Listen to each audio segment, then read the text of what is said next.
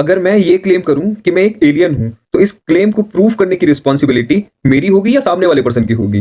Proof of burden हमेशा claim करने वाले के ऊपर होता है कि उसने जो क्लेम किया है उसको प्रूफ करने के लिए उसके पास सफिशिएंट डेटा, सोर्सेस और एविडेंस है या नहीं है।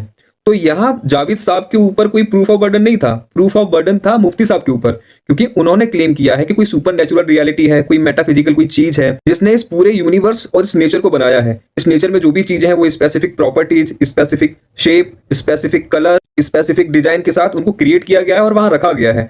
ये जावेद साहब ने क्लेम नहीं किया है, तो प्रूफ ऑफ बर्डन मुफ्ती साहब के ऊपर है।